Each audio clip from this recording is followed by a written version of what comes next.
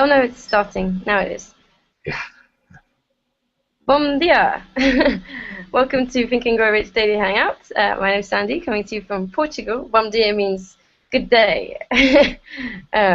And joined by Glenn from Tennessee. You can say bom dia, Glenn. Bom dia and bonjour. Yeah, exactly. Good morning. Yeah, I'm hoping that once we switch the time to a little bit later, that we'll catch other nationalities, because it was so cool when we had people like we had one. I remember once we had Rich in Nepal, you in the States, I think Jackie in the States as well. We had like two of us in France. It was like it was international. So we'll be posting the link for the New Times from next week. So at the moment, we're reading from the lecture notes from Your Right to Riches. These are lectures that Napoleon started to give later on in life, after the book had come out. And now I know from reading about his personal story, at a point when he could have given up, because he had published the book and it had become a huge success, but his wife asked him for a divorce, and they had a prenuptial agreement which they'd never expected to actually be used, but it meant that the royalties from the book all went to her, and he sort of went into a bit of a depression after that, and pulled himself back because of meeting someone who had had his life changed by the book and his sales team as well, and they started to work together, and these lectures are part of what they created. So Napoleon says that oh no, someone's mowing a lawn. Can you still hear me, Glenn? Yeah, I can still hear you fine. Oh, okay. The next door neighbors are mowing the lawn, and it sounds like the loudest lawnmower to grace the earth ever. So we're reading yesterday from the second part, and about having a mastermind and people that believe in you and support you. So do you want to share your screen, Glenn? Yes, and what page were we on, Sandy? I think we're around 7 or 8, I think, right? Yeah, exactly. I think page 7. I'm just checking. If you can just give me the lead-in words, then I'll try to locate Yeah, it was, hang on. Oh, yeah. Oh, no. It was page 7. So Napoleon couldn't emphasize if he had great magnetic powers. Okay. I'll start right there. Okay, great. Thank you. As I share it here. Okay, is that clear? Yes, that's good. Good. Okay, I'll just start right there. Napoleon couldn't emphasize if he had great magnetic powers. He couldn't overemphasize the importance to those who are married of going to work immediately and rededicating that marriage to a mastermind alliance based on this lesson. It will bring joy, health, and success to your life. It's a perfectly marvelous thing when a real mastermind alliance exists between a man and his wife. There are alliances for business or professional advancement consisting of individuals who have a personal motive of a material or a financial nature connected with the object of their alliances. Napoleon imagined that the majority of the people who were in his class during this recording were forming their first mastermind alliances for purely economic or financial advancement purposes, and that's perfectly legitimate. That's one of the reasons why Napoleon's students took this course. If you haven't done so already, you should start in immediately now to form a mastermind alliance for that purpose. If you can only find one person, that's all right. Start off with one. Look around until the two of you select another. Now, you can't select another one but the two of you. When you get to select the third person, be sure that the second one you already selected is in accord. That's important. When you go to select the fourth, the three of you will then pass on the fourth, and you'll go over the matter very carefully before you make any member of the alliance. When you go to select the fifth, the four of you will select the fifth. In a mastermind alliance, there's no such thing as one person dominating, except in this respect. Generally speaking, one person is the leader, he's the coordinator and the leader, but he in no way undertakes to dominate his associates, because the very moment you start to dominate anybody, you find resistance and rebellion. In the mastermind alliance, it must be one continuous spirit of perfect harmony where you move and act as if you are only one mind. The American system of free enterprise is another example of the mastermind principle. This system is the envy of the world because it has raised the standard of living of the American people with an all-time high level, despite the fact that there's no perfect harmony, but there is motive. There is motive to the American system of free enterprise to inspire every individual to do his best. There is motive there. Incidentally, more and more industry and business is coming to understand that they can go a step further instead of just having cooperation or coordination of effort between management and the workers, that they can have the mastermind principle by sharing the management problems, by sharing the profits, by sharing everything.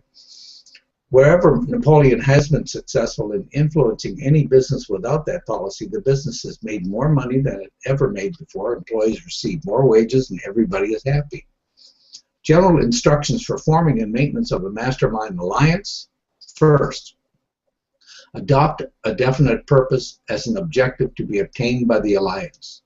Choose individual members whose education, experience, and influence are such as to make them of the greatest value in achieving the purpose.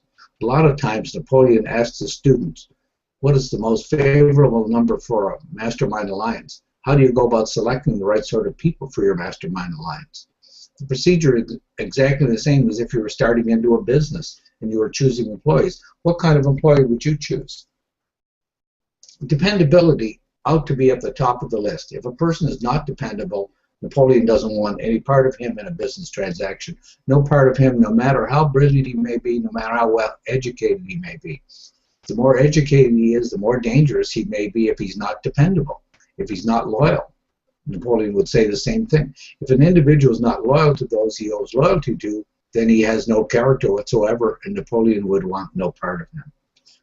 Ability is the third thing. Napoleon doesn't care about a man's ability until he finds out whether or not he is dependable and loyal.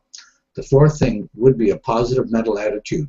What good is a negative wet blanket around you? Well, you can pay him to stay away and then be ahead of the game. Number 5 would be going the extra mile, and number 6 is applied faith. When you find people who come up with all of those 6 traits, you've really found somebody. You're in the presence of royalty. Some businesses, if you're wanting to run a peanut stand, you may need only one person. But if you're running a chain of peanut stands, you may need 100 persons. As to the qualifications of a mastermind alliance, take those 6 points, and there's qualifications. There's the qualifications. There must be dependability, there must be loyalty, there must be ability, they must have a PMA, positive mental attitude, they must be willing to go the extra mile, and they must have applied faith. Don't settle for anything less. If you find a man that has 5 of those and doesn't have all 6 of them, you'll be aware of him before you start. They're all essential in mastermind relationship. You couldn't have perfect harmony unless you were working with somebody who checked 100% on all of those 6 points. You just couldn't have a mastermind alliance. You might have a working arrangement, like so many people do, but it wouldn't embrace all of the potential value of a mastermind. Next, determine what appropriate benefit each member may receive in return for his cooperation in this alliance. Remember, nobody ever does anything for nothing. They never do. When you give love to somebody, you don't do that for nothing. Let me tell you something. You get plenty out of that, because to have the privilege of loving is a great privilege. Even though the love is not returned, you still have the benefit of that state of mind known as love. There is no such thing as something for nothing.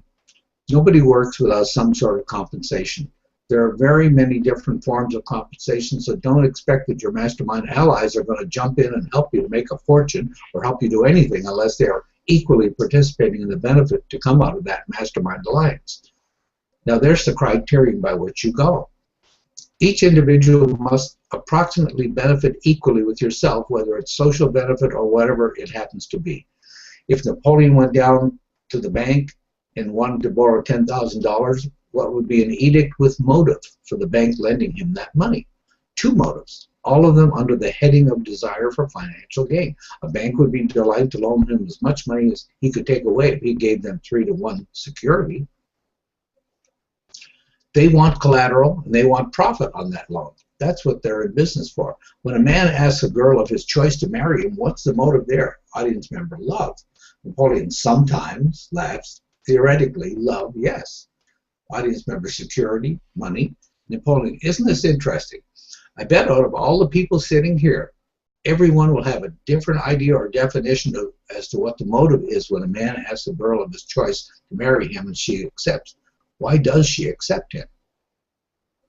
When Napoleon's father brought his stepmother home, he was just a farmer.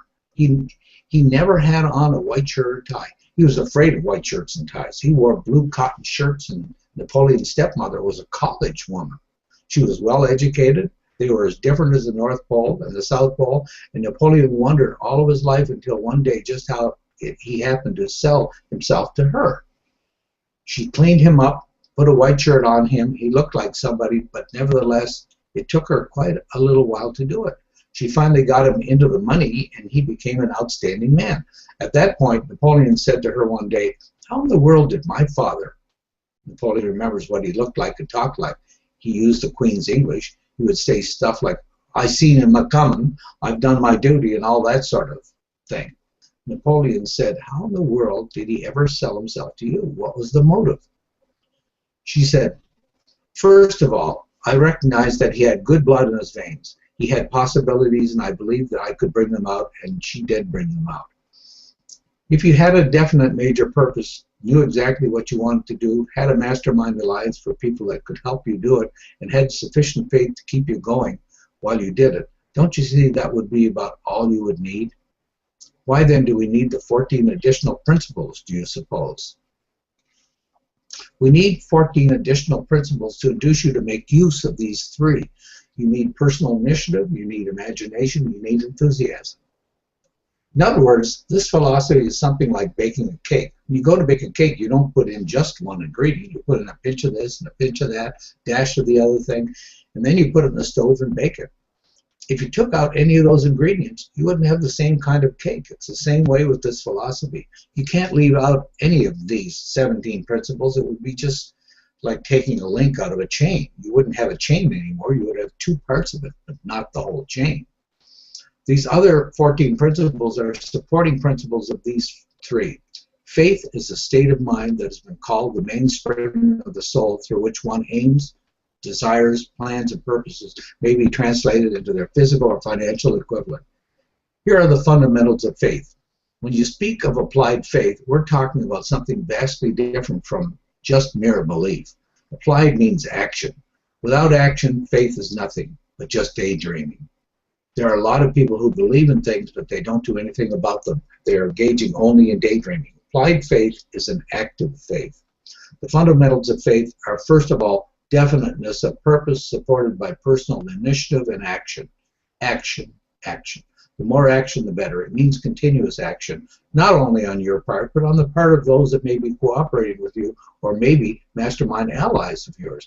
Next, a positive mind, free from all negatives such as fear, envy, hatred, and greed, is essential. Mental attitude determines the effectiveness of faith. Did you know that as a fact? The frame of mind that you're in when you go to pray determines what happens as a result of that prayer. There is no two ways about that. You can test it for your own self and find out. Napoleon has no doubt that you've had the experiences he had of sending out prayers that didn't produce anything but a negative result. When you go to prayer, unless you have absolute faith that whatever you're going after, that you're going to acquire, that you can see it in advance in your possession before you start asking for it, the chances are the effect of your prayer is going to be negative. Next, a mastermind alliance with one or more people who radiate courage based on faith and are suited mentally and spiritually to one's needs in carrying out a given purpose. Recognition of the fact that every adversity carries with it the seed of an equivalent benefit and temporary defeat is not failure until it has been accepted as such. Do you know where the majority of people fall down in connection with their application of their faith? It is when they're defeated and they accept that defeat as being something they can't do anything about. Instead of beginning immediately to search for that seed of an equivalent benefit that is in every defeat, they become moody and discouraged. They build up inferiority complexes instead of reversing that order and using that defeat as nothing more than a temporary and making another effort. Next, the habit of affirming one's definite major purpose in the form of a prayer at least once daily. The subconscious mind only knows what you tell it, or what you allow other people to tell it, or what you allow the circumstances of life to tell it. It doesn't know the difference between a lie and the truth. It doesn't know the difference between a penny and $1,000,000. It accepts things that you send over. If you send over predominating thoughts of poverty, ill health, and failure, that's exactly what you'll get. No matter how much faith you have, later on you'll find out that the subconscious responds to the mental attitude that you're maintaining during the day.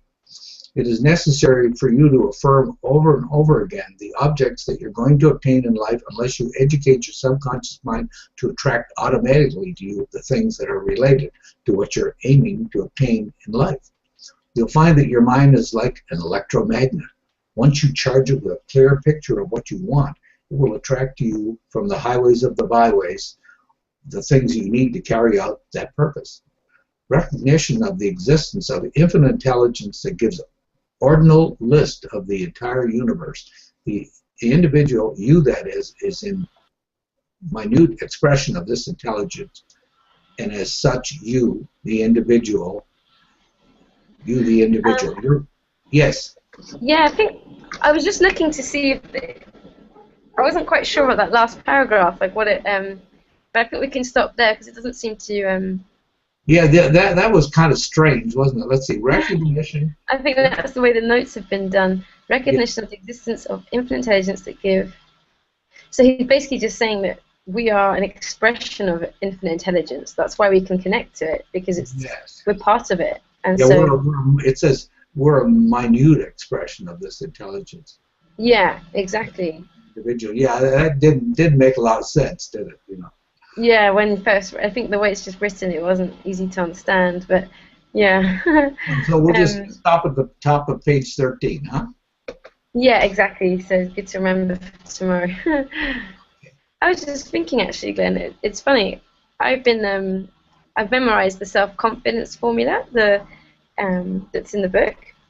Yeah. I can't actually remember where it is. I think it's in one of the earlier chapters. Yeah, it is like chapter 2, I think, or something. You know. Yeah. I remember going back and reading it. You know. Yeah, and initially when I first began applying these exercises, I just did my personal statement, and it wasn't until I was in a talk, and someone who has used the book a lot, he actually started the call which inspired this Hangout. He was saying that he memorized the self-confidence formula as well.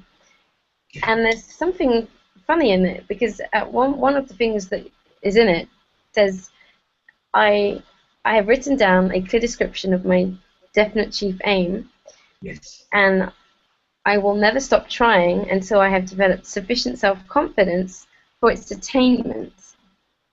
And it's not the first time when I was memorizing it, my mind kept trying to say, and I will never stop trying until I have attained it.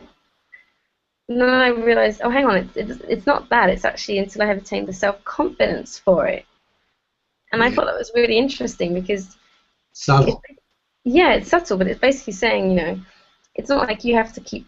It's not the thing itself which is the most important to grasp. It's the belief and the confidence in yourself that you can actually grasp it, that you can do it. That's the focus of what he's saying.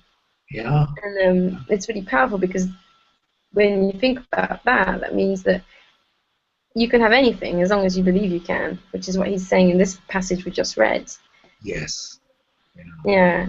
Again, I know it's a big theme of the book that comes over and over again, but I just found that. Why Bob Proctor's been reading that since 1963, right? Because I think each time you read it, and even as we've been reading it, Sandy, right? Do you notice how we get drawn into different things? Totally. From a different perspective, right? It's amazing. There's always new things, and things I feel like, have I really read this before? Right? Yeah, I know.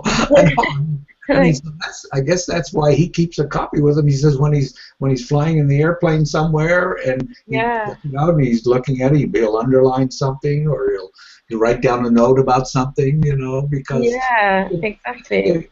It has so many things in there that you know, you can work on this stuff all your life, you know, really, and improve. Yeah. You know? Yeah. Very powerful. Exactly. Yeah.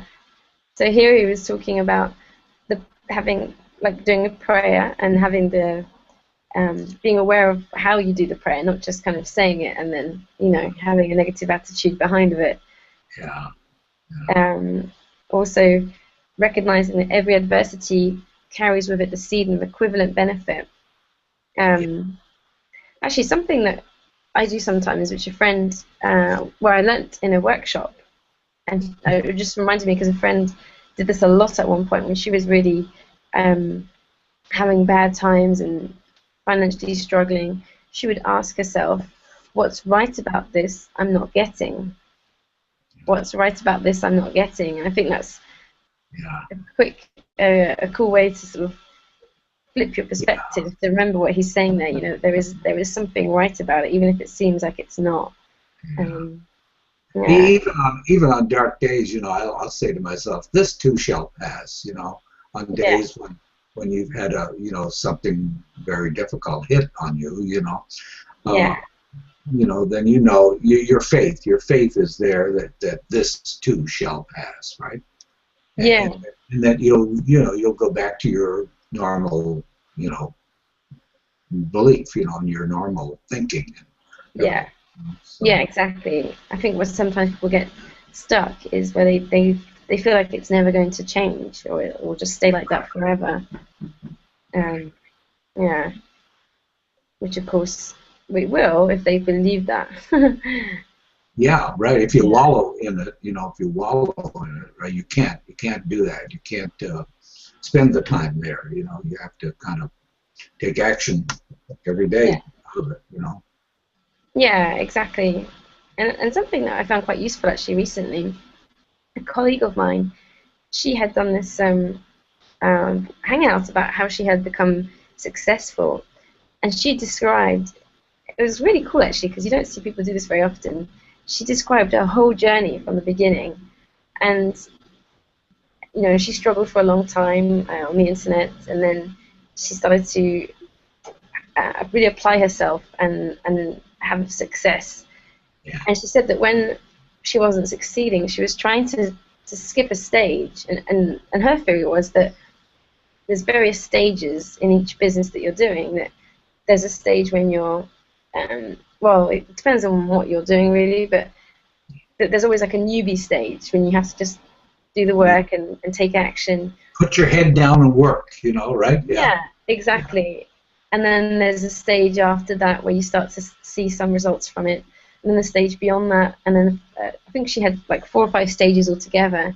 And she said what she sees a lot of people getting stuck with is that they are in the first stage or the second stage, and they're spending all their time trying to jump from that stage to like the third stage, to becoming a leader, to having loads of success with it, and that she had spent a long time doing that, and then once she realized, okay, I just have to get on, do the work that I've been shown, and trust that I will move into that stage instead of, you know, because when you're trying to jump, it's like you don't believe you really can, I think, just naturally, so you feel like you're trying to get the shortcut. And she was saying, if you just trust that you will keep moving, that you don't, you know, that just because you're in one stage doesn't mean it will always stay like that, then you'll start to flow into the other stages, and that was what had happened for her, and it was really interesting. So and I think that's a good message for you to put out, Sandy, to the young people that you're trying to teach how, you know, a different way of living, a different way of looking at finances, all that kind of stuff. I think that's a great thing, right? That they kind of have to build the base, right? Build a muscle and build a, exactly. Exactly. Have a plan, like Napoleon says in this book. Have a plan, take consistent action towards it, and trust that you will move to the next stage and that your business will keep growing. Because I think sometimes, and I've felt this before, which is why I could relate to what she was saying, is I've sometimes felt like I'll just never move out of a stage, you know, like things will never get any better. And it's not like you sit there and think it's never going to improve, but it's kind of this weird energy, you know, like where you compare yourself to other people, and you don't have much gratitude for where you're at, Yeah. and you don't really believe that it will get better.